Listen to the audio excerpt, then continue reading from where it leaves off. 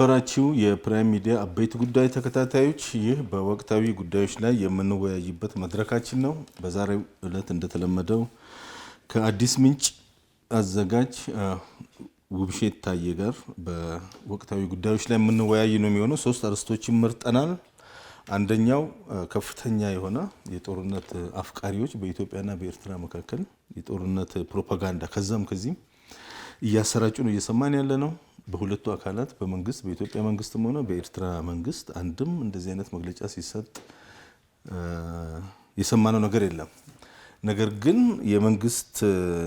የመንግስት ያልሆኑ የግል ሚዲያዎች፣ ዩቲዩበሮች፣ ፌስቡከሮች፣ የሶሻል ሚዲያ ተጠቃሚዎች በከፍተኛ ደረጃ ጦርነትን እያራገቡ ነው ያለው ማለት ነውና መንግስቶቹ ስለ ጦርነት ባላወሩበት ጊዜ መሪዎቹ ስለ ጦርነት ምንም አይነት ይሄ ነው የሚባል አንድም ተጨባጭ የድምጽ የጽሁፍ በስልጣን ላይ ያሉት በወንበሩ ላይ ያሉት በቦታው ያሉት ሰዎች አንድም ተጨባጭ የሆነ መረጃ ባልሰጡበት ሁኔታ እንደዚሁ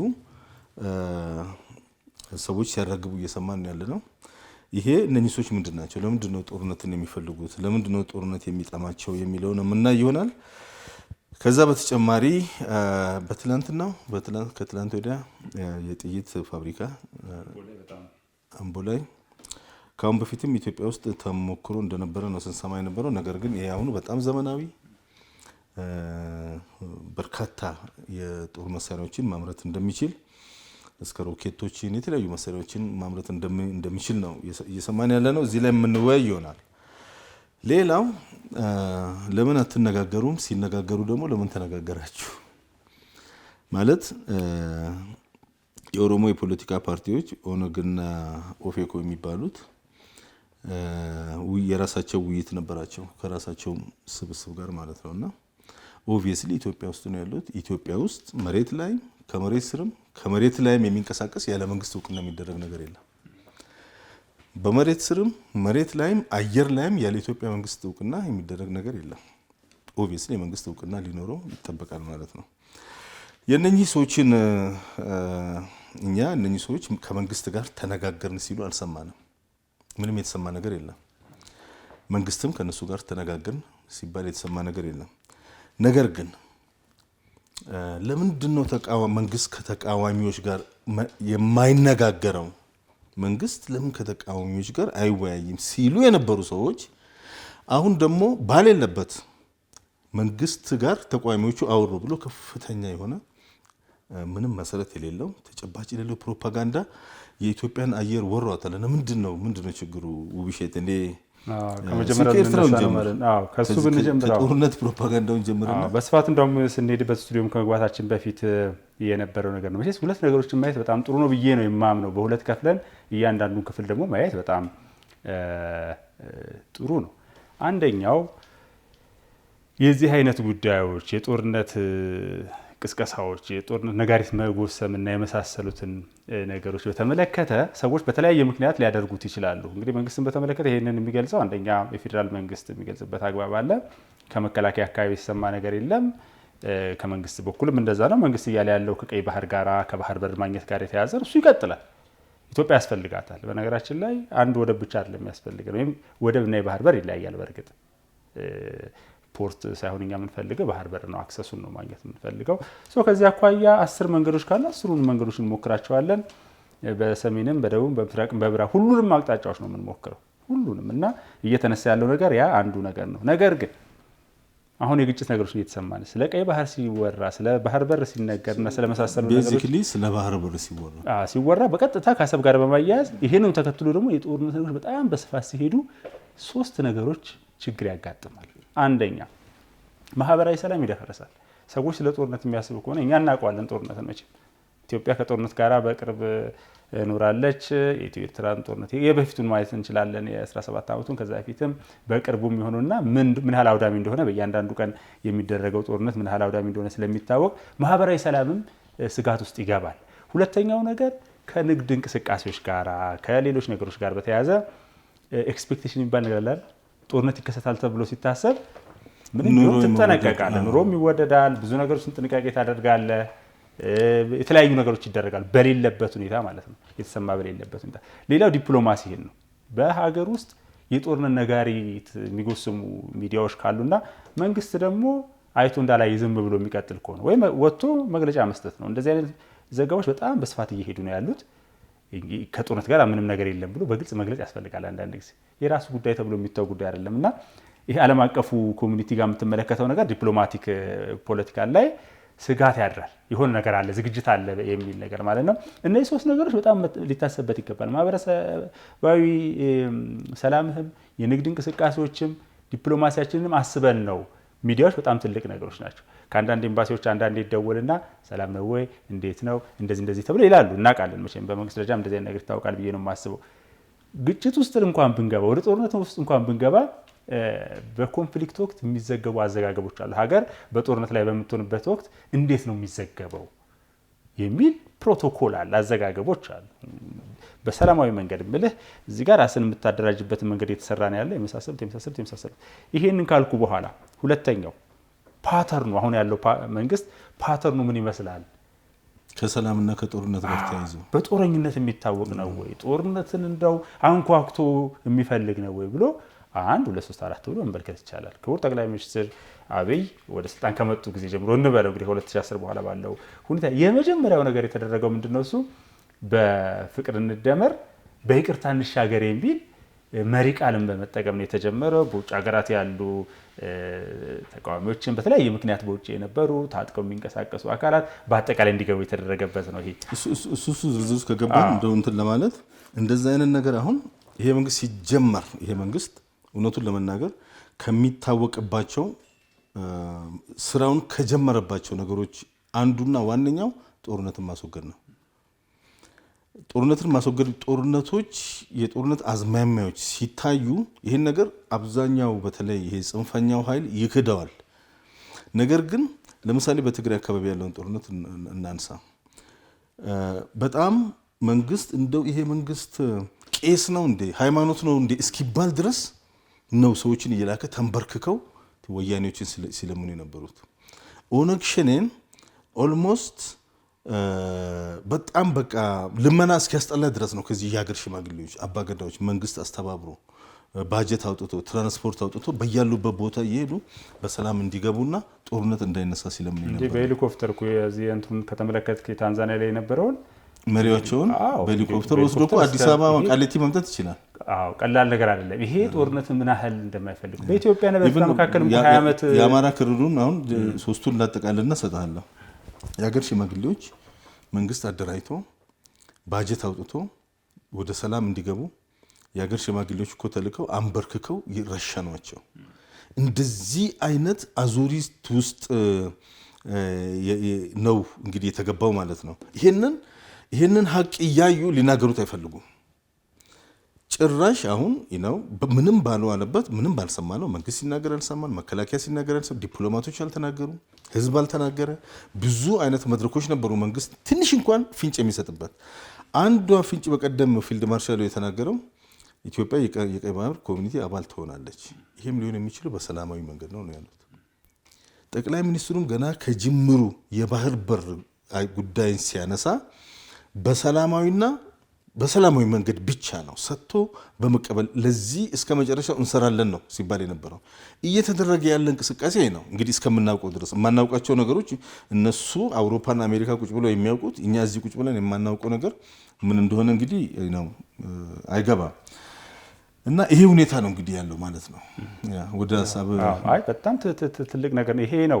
በአንድ በኩል እኮ ይሄንን ነገር ነው የምንመለከተው። አጠቃላይ ቀደም ሲል እንዳልኩት ፓተርኖቹን ስንመለከታቸው በዚህ አሁን በዚህ በዘመን መዳረሻ ላይ ሆነን ኢትዮጵያ መሳሪያ ይዛ ምናምን ብላ ተዋግታ ኤርትራ ገብታ አሰብን ተቆጣጥራ ከዛሬ ጀምሮ ያድርጋለን እንደዚህ አይነት እብደት የሚያስብ ሰው የለም። እንኳን አይደለም ይሄንን አሁን አላይ ሀገር ነች ኤርትራ፣ ምንም ጥያቄ የለውም። አሰብ የኢትዮጵያ ነበረች፣ ምንም ጥያቄ የለውም። የጦርነት ከበሮዎች በከፍተኛ ደረጃ በኤርትራውያን አካባቢም አሉ። እሱ በተለይ አሁን እሱ ምሬት አለባቸው ኤርትራውያን። የኤርትራ መንግስት ላለፉት ስንት ዓመት ነው ወደ ስልጣን ከመጣ? ፕሬዚዳንት ፎር ላይፍ አቶ ኢሳያስ።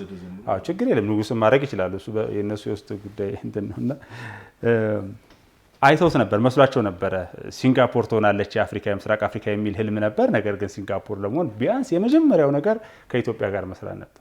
በደንብ አድርገው ዝቅ ብሎ መስራትና የባህር በርን በተመለከተ 90% በላይ የሚሆነው ባጀት ከኢትዮጵያ ጋር በነበረ የባህር በር ጋር በተያያዘ መሆኑ። ስለዚህ ሲመለከቱት አሁን ኤርትራ በቁሟ እየተደረመሰ ስለሄደች አምባገነንነቱም ብዙ ሰዎች እኮ ታስረው ፍርድ ቤት አይቀርቡም ምን አይሉም።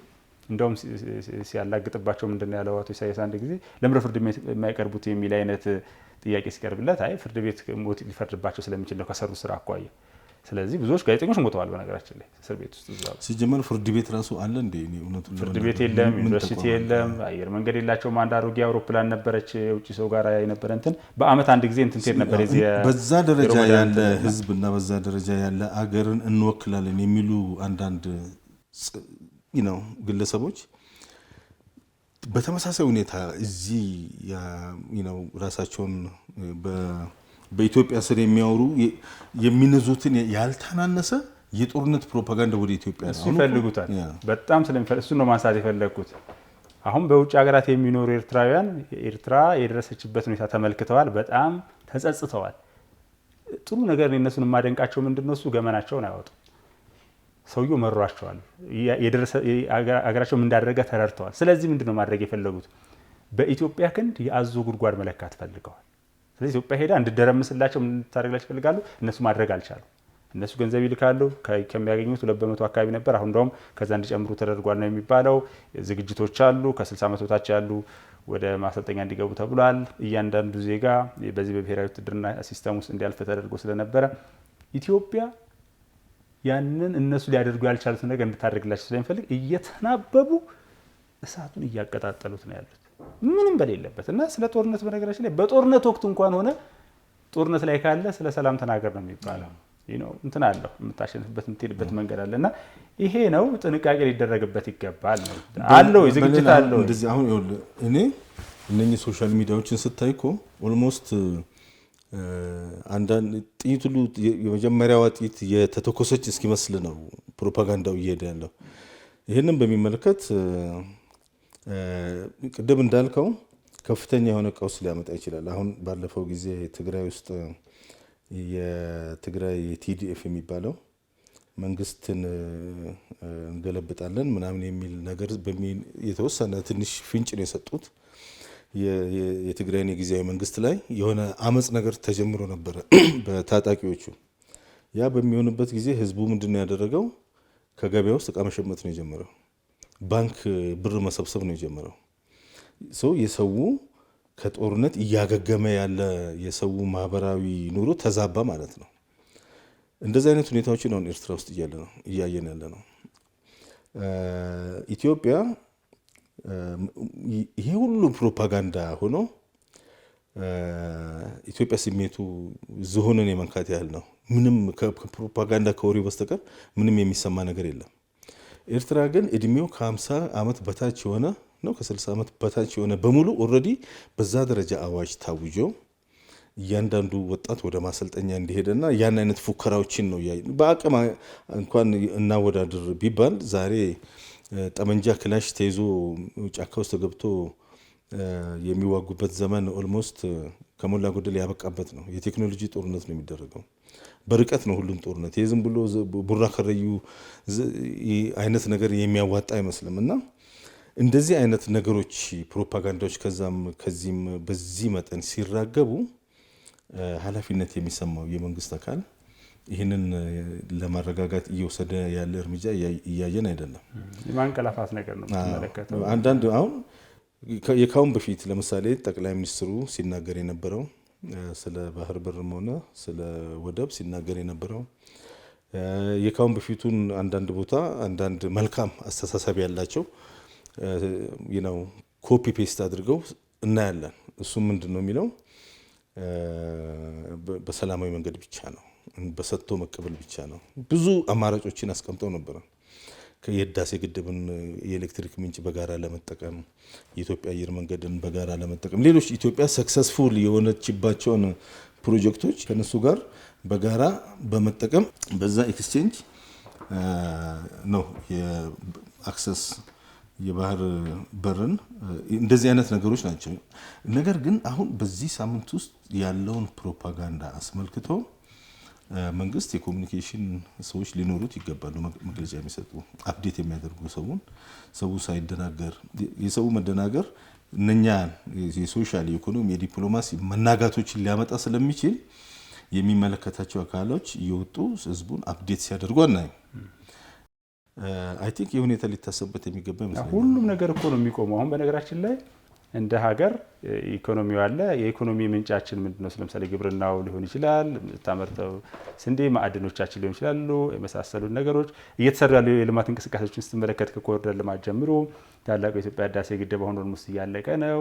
የምታያቸው ነገሮች አሉ እና ወደ ጦርነት የሚገባ ከሆነ ስታክ ያደርጋል። ይህ አንደኛ ነገር። ምክንያቱም ጦርነት በጣም አውዳሚ ነው። በሰው ህይወት ላይ፣ በማህበራዊ ሰላም ላይ፣ በኢኮኖሚ ላይ ሁሉ ነገር ቆሞ ወደዛ ነው የምታደርገው። ከሌላ ሀገር ጋር ጦርነት ውስጥ ገብተህ እዚህ ጋር ደግሞ የልማት እንቅስቃሴዎች ልታደርግ አይገባም እና ወደዛ ነው ልትሄድ የምትችለው ማለት ነው። ይሄንን ለማድረግ ዝግጁ ነን ወይ? ሌላው እዚህ ጋር መተላለፋው ነገር ቢሆንም ባይሆንም እውነት ቢሆንም አሁን ባይሆንም በጣም አሳፋሪ በሚባል ደረጃ በርካታ ባንዳዎች አፕግሬድ አድርጓል ራሳቸው። አንዴ ታስታውስ እንደሆነ ኢትዮጵያ ሶማሌላንድ ጋራ ድርድሮች በሚደረጉ ጊዜ ከሶማሌ ጋር ሆነን እንዋጋለን ሲሉ ነበረ። አሁን ደግሞ ራሳቸው በፈጠሩት የጦርነት ፕሮፓጋንዳ ከኤርትራ ጎን እንቆማለን ብለው ያሉ ኢትዮጵያኖች አሉ። ይህ በጣም አሳፋሪ ነው። በምን ቋንቋ ነው የሚነገራቸው? ባንዳ ማለት ከሌላ ሀገር ጎን ቆሞ በራስ ሀገር ጥቅም ላይ መተኮስ ነው። ያንተ ሀገር እኮ ትክክል ላይሆንም ይችላል። ነገር ግን ከሌላ ሀገር ጋር ሆነ አሁን ሌሎች አሜሪካ ወደ ጦርነት ሲሄዱ ዲሞክራት ፓርቲና ሪፐብሊካን ዲቤት ያደርጋሉ። አንዱ ስልጣን ላይ ያለው ጦርነቱን ይደግፋል። በተለይ ወደ አፍጋኒስታን፣ ወደ ኢራቅ ለጦርነት በሄዱበት ጊዜ ሪፐብሊካኖቹ ይቃወማሉ ጦርነቱ፣ ዲሞክራቶቹ ይደግፋሉ። ነገር ግን አንዴ ጦርነቱ ከተጀመረ ሁሉም ከሰራዊታችን እንትን ጎንነን ነው የሚሉት ቃል ዋንስ ዘ ቡትስ ኦን ግራውንድ ይላሉ። አንዴ የኛ ወታደር ጫማ እዛ መሬት ከረገጠ ከጦራችን ጎን ነው የምንቆመው። ይህን አይነት ነገር በሰለጠኑ ኢትዮጵያዎች ውስጥ አሁን አሜሪካ ኖሮ በቃ ዩቱብ ከፍተው እንትን በሚሉ ያነባሉ፣ ቴሌቪዥን ያሉ ብለህ ታስባለህ። እነዚህ ሰዎች ያውቃሉ ብለህ ታስባለህ። እንደዚህ አይነት ባንዳዎች እየተፈለፈሉ ናቸው። ይሄንን ቢሆንም ላይሆንም እኮ አሁን በሌለ ነገር ላይ ሰው እንደ ባለ ነገር አሁን የሚያሳፍረው የማጥራት ነገር ግን ኃላፊነቱ ማን ነው? አሁን ጦርነት መቼም ሲደረግ አሁን እዚህ በተለይ አንዳንዶቹ እዚህቱ ላይ የምናያቸው ሰዎች ከእንትን አያልፉም። እርሱ እዚህ ጋር ከለገዳዲ የማያልፉ ሰዎች ናቸው። በፍጹም ከኮተቤ አያልፉም። የሆነ ግጭት ሲል እናውቃቸዋለን በደንብ እና በዚህ ደረጃ ለምንድን ነው ጦርነት ነጋሪት የሚጎሰመው ነው? ብዙ እኮ የሚሰሩ ስራዎች አሉ። ይሄንን በደንብ ሊስተዋል ይገባል። ፓተርናችን የኢትዮጵያ ፓተርን በአጠቃላይ የ1956ቱንም የሶማሊያ ወረራ ጊዜ ተመልክተ ከሆነ ከተማ ይፍሩ ነበር የውጭ ጉዳይ ሚኒስትሩ 15 ኪሎ ሜትር ምናምን የኢትዮጵያ ተመለሱ ያለ። ከዛም በኋላ ምልህ መለስ የሚባለው ሰውዬ ጠቅላይ ሚኒስትር በነበረበት ጊዜ ከኤርትራ ጋር በነበረ ሁኔታ ወደዛ እንዲመለስ ነው የተደረገው። ለ20 ዓመት ተዘግቶ የነበረውንም ክቡር ጠቅላይ ሚኒስትሩ ከመጡ በኋላ ወደ ሰላም ነው የተሄደው ምናምን ያለው እና በዚህ ደረጃ ማራገቡ ብዙ ጠቃሚ አይደለም። ብዙ የሚሰሩ ስራዎች አሉ እና በተለይ ደግሞ ቀደም ሲል እንደተነሳው በኮሚኒኬሽን አካባቢ ላይ ሰው ወደ ጦርነት ሊሄድ ነው የሚል ሀሳቦች ምናምን ስላሉ ለምንድን ነው እሱ በአንድ እግሩ በጥፍሩ እንዲቆም ይደረግና ግልጽ ማድረግ ያስፈልጋል። ሌላ ይህን አርዕስት ከመጨረሳችን በፊት ወደሚቀጥለው አርዕስት ከመሄድ በፊት ለማለት የምፈልገው በተለይ ይሄ መንግስት ወደ ስልጣን ሲመጣ ለኤርትራ ህዝብና ለኤርትራ መንግስት ትልቅ ባለውለታ ነው። የመንግስት የታፈነ አገር የታፈነ ህዝብ የነጻነት አየር ተነፈሰ። ኢትዮጵያ ውስጥ ሳይቀር አዲስ አበባ ሳይቀር መጥተው በንግድ ተሳትፈው በኢንቨስትመንት ተሳትፈው የስልጣኔን ብርሃን ቀመሱ። ከጨለማ ኤርትራ መጥተው አስመራ መጥተው አዲስ አበባ ገብተው የስልጣኔን ብርሃን ቀመሱ። ብዙ አይነት እንቅስቃሴ አክቲቪቲ ሲያደርጉ እያየን ነው ያለነውና በዚህ ደረጃ የኢትዮጵያን ውለታ መርሳት የለባቸው። ኤርትራውያኖች ኢትዮጵያ አሁን የባህር አክሰስ አሰብ ሰው እንደሚለው አሁን የአሰብ ጥያቄ የኤርትራውያኖች ጥያቄ ከኢትዮጵያኖች እኩል ነው መሆን የነበረበት። ኢትዮጵያ በአሰብ ወደብ በምጽሟም ወደብ ተጠቃሚ እንድትሆን አት ዘ ሴም ታይም ኤርትራውያኖች ልክ ኢትዮጵያ ውስጥ መጥተው ኢንቨስት አድርገው ህንፃዎች ገንብተው ኢምፖርት ኤክስፖርት ላይ ተሰማርተው አንዳንድ የሀገሪቱ የኢትዮጵያ ዜጎች የሌላቸውን መብት አግኝተው እየሰሩ ነፃነታቸውንም ከተመለከተ እኮ በነገራችን ላይ እዚህ መዲናችን ውስጥም በሌሎች ቦታዎችም ላይ ያሉ ኤርትራውያን እንዲህ በጣም ከስርዓት የሚወጣ አይነት አንዳንድ ጊዜ ዋልጌነት የተሞላበት ሁኔታ ሁላ አንድ ኢትዮጵያ የማያደርገው እኔ ገርጂ አካባቢ አንድ ቀን በሆነ መንገድ እያለፍኩ በጣም ጫጫታ ወከባ ምናምን ምንድነው ስል ኤርትራውያኖች አሉ ማለት ነው እስከሚባል ድረስ እኔ የጥላቻ ነገር አለም የተናገርኩ ያለሁት እና በዚህ ደረጃ ነው ኢትዮጵያውያን አሁን ኤርትራ ውስጥ እየሰሩ ነው እየነገዱ ነው እየተንቀሳቀሱ ነው አይደል ነው ኤርትራ ውስጥ ኢትዮጵያኖች ኤርትራኖችም እየነገዱ አይደሉም እሱን የሚያሳዝን ነገር ሲሆን ሊነሳ አይገባም ነገር ግን ጥሩ ነፃነት አላቸው ኢትዮጵያ ውስጥ ብዙ ስራዎችን ይሰራሉ የኢትዮጵያ ህዝብ በመተባበር ሊመሰገን ይገባል እንደውም በዛ ደረጃ ለምን እንደማያዩ ነው የሚገርመኝ እና ምናልባት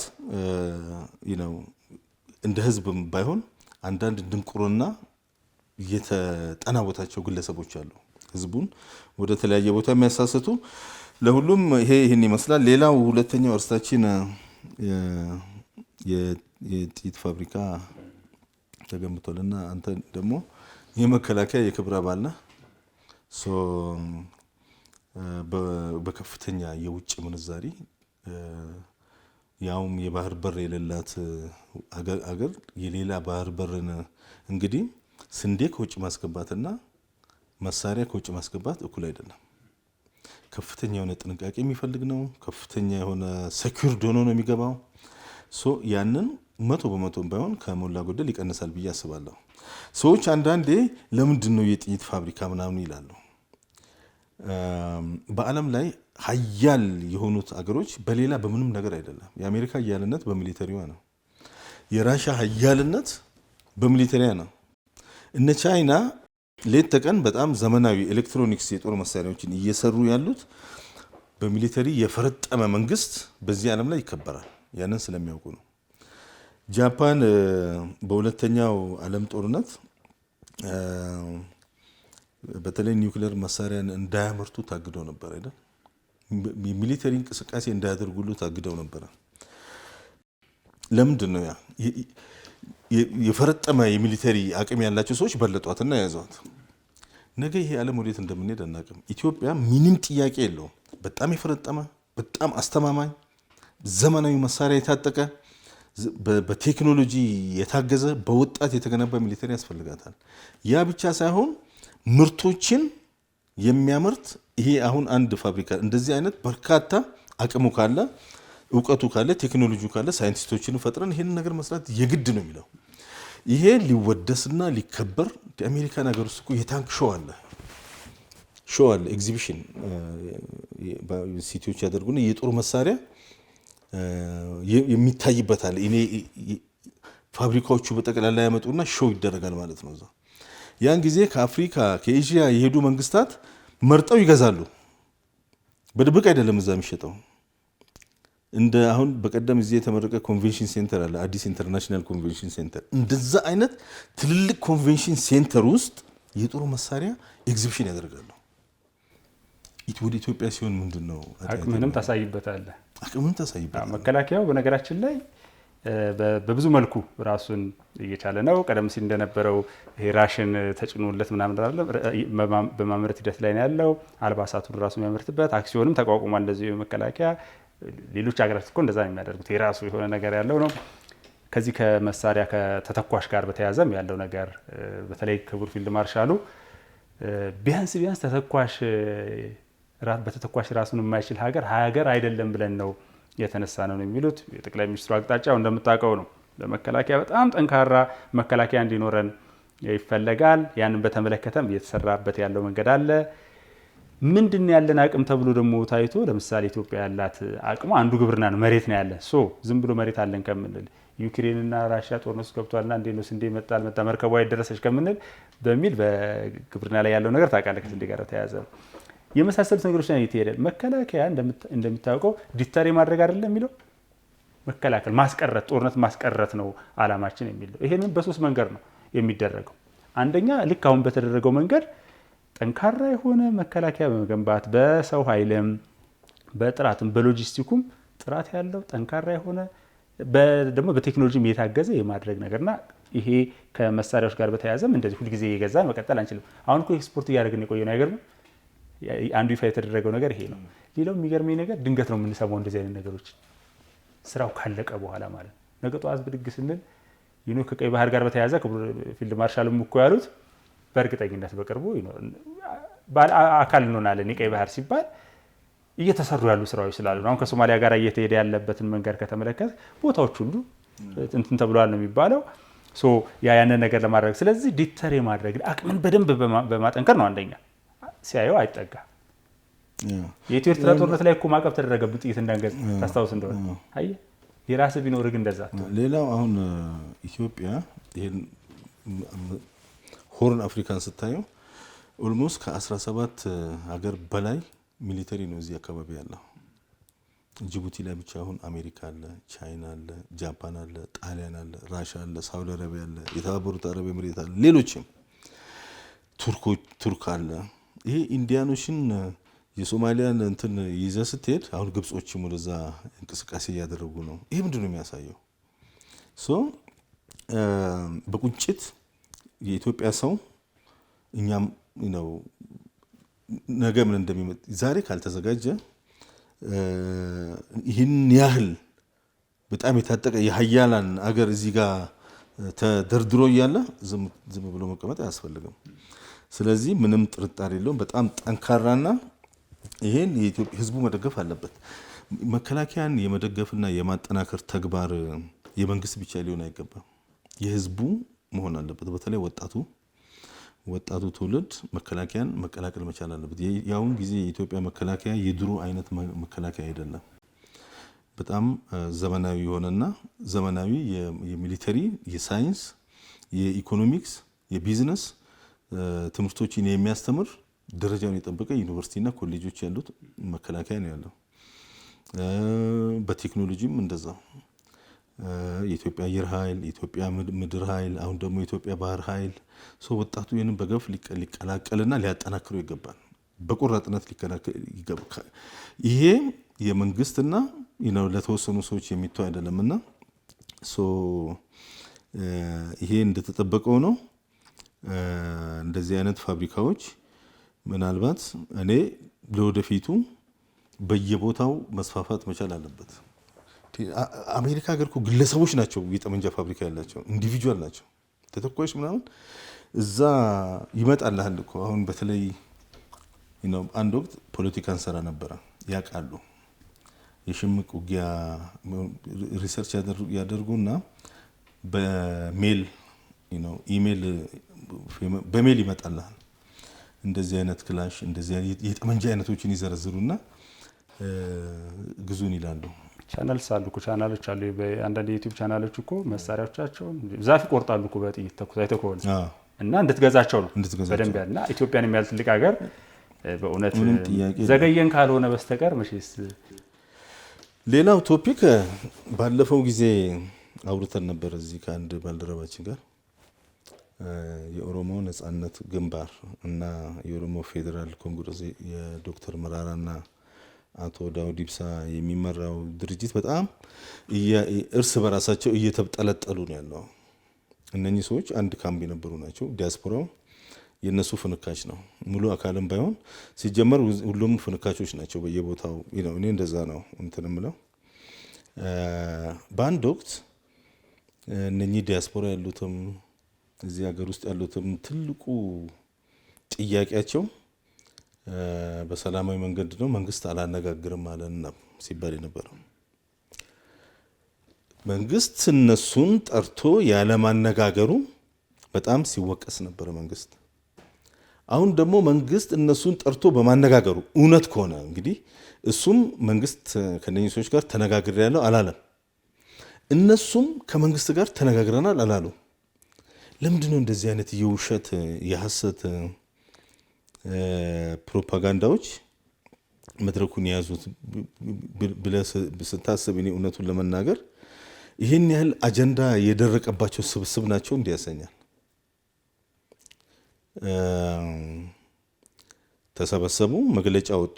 መግለጫውን የመንግስት በግልጽ ተቃውሟል። በተለይ የኦሮሚያ ብሔራዊ ክልላዊ መንግስት እነሱ የጠየቁትን መግለጫዎች ተቃውሟል። በግልጽ ነው የተቃወመው። አንዳንዶቹ የክልሉን መንግስት ከነኚህ ጽንፈኛ ግሩፖች ላይ አንድ ላይ ይከሳሉ። የነ ዶክተር መራራ የሽግግር መንግስት ጥያቄ ልክ የኦቦ ሽመልስ ጥያቄ እንደሆነ አድርገው ሲያወሩ ይሰማል። ምንድነው የተምታታባቸው እነኚህ ሰዎች? እኛም እኮ ተምታታብን ከሆነ ለመናገር መቼስ ይሄ ነገር እኮ ከዚህ በፊትም ነበር። ከዚህ በፊትም ተነስቶ ነበር። በአጋጣሚ እንግዲህ የኦቦ ሙላቱ ገመቹንም እንደዚህ ኢንተርቪው ሲያደርጋቸው አንድ ወቅት ላይ ሊዋሃደኝ ስላልቻለ የኦሮሚያ ሽግግር መንግስት የሚለው ነገር ግራ የሚገባ ነገር ስለሆነ ማለት ነው። እና እንዴት ነው ሊሆን የሚችለው? በተጨባጭ በህግ አግባብ ስር ነው ያለ ነው። ከዛ የኦሮሚያ ሽግግር መንግስት ተደርጎስ ምንድን ነው? እነሱ ማን ናቸው የሽግግር መንግስት የሚጠይቁት? አሁን የተመረጠ መንግስት አለ። በዚህ ለዚህ እኮ ነው አንደኛ የተመረጠ መንግስት አለ፣ አንደኛ ሀገር አለ፣ ፌዴራል አለ፣ ክልሎች የሚሰሩበት ስራ አለ። ወይስ ምንድን ነው? የተወለዱበት መንደር ላይ ሄደው የሆነ ኦሮሚያ መንግስት የሚል ነገር ሊያደርጉ ነው? ወይስ ምልህ መቼስ በኦሮሚያ ዙሪያ ላይ አለን መቼም እንግዲህ ኦሮሚያ ብዙ ልጆች አሏትና ትንሽ ግራ የሚያጋባ ነገር አለ ወይ? ዋናው ነገር እንግዲህ መንግስት ጋራ ለምን ተነጋገሩ የሚል ይመስላል። ንግግሮች መደረግ መቻል አለባቸው። እንኳን አይደለም እነ ፕሮፌሰር መረራ ኦቦ ዳውድ ቀርቶ እኛ የምንፈልገው ክቡር ጠቅላይ ሚኒስትሩ ዘመነ ካሴ፣ ጃልመሮ፣ ሌሎቹም በክብ ጠረጴዛ ዙሪያ ብናያቸው ደስ ይለናል እኮ ምንም ችግር የለውም እኮ። ሁሉም መሳሪያ ይዞ ልገላበጥ ስላለ ነው። ያ ነው የማያስፈልገው። መጀመሪያ አነጋግረን በዘግቷል፣ ድርድር ያስፈልጋል ወዘተ የሚሉ ነገሮች ነበሩ። አሁን ደግሞ ይህ ሲሰማ እንደገና መንጫጫቱ ቀጥሎ ትመለከታለህ። እኔ መቼስ የሸኔው መሪ ኦዲተር ሆኖ ሁሉ መጥቶ እያንዳንዷ በቀን ስንት እንደወጣ ስንት ባጀት እንትን እንዳለ ምናምን ብሎ ወደ 10 ሚሊዮን ብር ከየት መጥቶ ነው የሚል እነሱ እያገቱ ከአንድ ሁለት ባለሀብት የሚቀበሉት አይደለም እንደሆነ ለመናገር መቼስ የሸኔ ሌላ ስራ የለውም እስከምናውቀው ድረስ እስከምረዳው ድረስ ባለኝ ክትትል እና የተዛቡ ነገሮች አሉ። እንትኑ በመርህ ደረጃ ቆም ብለው መቼስ የፖለቲካ ሳይንስ መምህር ናቸው ፕሮፌሰር መረራ በምን አግባብ ነው የኦሮሚያ ሽግግር መንግስት የሚለውን ነገር ኦሮሚያ ላይ የጋራ መግባባት ይፈጠር ከሆነ አንድ ነገር ነው እኮ ምንም ችግር የለውም። የፖለቲካ እንትኖች አሉ፣ አክተርስ አሉ፣ ፓርቲዎች አሉ። ተሰባስበን በጋራ አንድ ላይ እንቁም ኢቭን የኦሮሚያ እና ክቡር አቶ ሽመልስ አብዲሳን ጨምሮ የሚባል ምንም ችግር የለውም። እስከዛ ድረስ ልትሄድ ትችላለህ። ግድ የለም ገዢውን ፓርቲ ተውና ተፎካካሪዎቹ ይሄንን ቢሉም የሆነ የሚመስል ነገር አለው። የሽግግር መንግስት ሲባል ግን ይርቅብሃል። ትግሉን አሁን እውነት ትግል ላይ ካሉ በእኔ አመለካከት ትግል ሳይሆን ዝም ብሎ ነው ተቀምጠው በቃ ዝም ብሎ እየተነጫነጩ ነው። እኔ ከምር እንደዛ ነው ማያቸው እንጂ ግን በራሳቸው ላይ ነገሮችን አወሳሰቡ። እነሱ እዚህ ተሰበሰቡና መግለጫ ወጡ። በነገራችን ላይ መግለጫውን በሁለተኛው ቀን ደግሞ አፕግሬድ አድርገው ሌላ መግለጫ ወጡ። የመጀመሪያ ቀን የሽግግር መንግስት ጠየቁ፣ የአዲስ አበባን ጉዳይ ጠየቁ። የኦሮሚያ ወጣቶች ወደ ጫካ እየላኩ አዲስ አበባን ጉዳይ ይጠይቃሉ። ለምንድነው ወጣቱ ወደ ከተማ የማይልኩት? ወጣቱ ወደ ጫካ እየላኩ ያሉት እነሱ ናቸው፣ እነ ዳውድ ኢብሳ ናቸው። ይሄ ግልጽ ነው።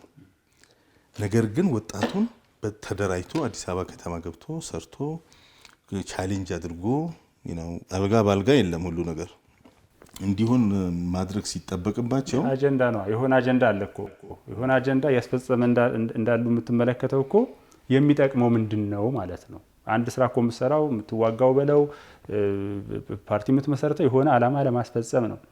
አሁን እኮ በኢትዮጵያ ሰማይ ስር እየሆነ ያለውን ነገር ስትመለከት አማራ ክልል ላይ ምንድነው እየሆነ ያለው ብለህ ስትል እዛ አካባቢ እንቀሳቀሳል የሚለው አካል ትምህርት እንዳይኖር አድርጎ መምህራንን እየረሸነ ሰላም እንዳይኖር ሰላሙን እየበጠበጠ እርቅና ሰላም የሚሉ አዛንትን አንበርከው እየገደለ ምናምን እያለ ስለዚህ አጀንዳ አለ። ተስፋዎች ነበሩ። ለውጡ ሲመጣ ተስፋዎች ነበሩ። ይሄ የሆነ ቦታ ላይ ተሰብስቦ የገባ ፖለቲካል ካፒታል እና ኢኮኖሚክ ካፒታል ሁሉንም ኢትዮጵያን መምሰል አለበት ሲባል የደነገጠው ኃይል አጀንዳ ሰጥቶ ነው የተሰራ ያለው። መንገዶች የሚዘጉት አማራ ላይ ነው። ጤና ኬላዎች የሚዘረፉት አማራ ነው። ከሰው ጋር እንዳይገናኝ እየተደረገ ያለ ነው። ኢኮኖሚ ወድሟል። ንግድ የሚባል ነገር የለም። ቱሪዝም ነው አንዱ ሀብቱ። ለምሳሌ አማራ ክልል ላይ ቱሪዝም እንዳይኖር ተደርጓል። ምን ብለህ ትሄዳለህ ወደዛ? መምህራንን አንበርክኮ የሚረሸን እነኚህ ሰዎች ወደ ኦሮሚያም ስትመጣ እንደዛ ነው ማለት ነው። አገርን የማዳከም ልምድ ከኢሳያስ እየወሰዱ ነው። አጀንዳ የሚሰጣቸው ተመሳሳይ አካል መሆኑን ታያለህ። አሰራሩን ስትመለከት አሁን ኦሮሚያ ላይ የሚንቀሳቀሰው አካል ሰዎችን ያቅታል፣ ገንዘብ ይቀበላል፣ ይገላል፣ ምናምን ይላል፣ ያስጨንቃል። ወደ ዜሮ ወደ ስንተኛው መቶ ክፍለ ዘመን እኮ እየመለሰው ነው ያለው ክልሉ እና ከዚህ አኳያ ባለ ጉዳይ አለ ለማለት ፈልጌ ነው። ወደ ከተማ እንዴት ብሎ ከተማ ግቡ፣ ተደራጁ፣ ተንቀሳቀሱ ምናምን በል ኢቭን ህጋዊና ሰላማዊ ትግል እኮ አድርጉ ማለት አይፈልግም። ካደረገ የላከው አካል ደግሞ ያንን አይፈልግም። አጀንዳ ነው። ምንም እንትን የለውም በዚህ ደረጃ። በጣም አመሰግናለሁ ውብሸት። እንግዲህ ለዛሬ በዚህ ይሻላል። የተከበራችሁ የፕራይም ሚዲያ አበይት ጉዳይ ተከታታዮች ከውብሸት ታዬ አዲስ ምንጭ ጋር የነበረን ቆይታ ይህን ይመስላል። ፕሮግራማችንን ሰብስክራይብ፣ ላይክ፣ ሼር አድርጉ። በሚቀጥለው ጊዜ ደግሞ ሌላ አጀንዳ ወይም ሌላ አርዕስት ይዘን የምንገናኝ ይሆናል። እስከዛው መልካም ጊዜ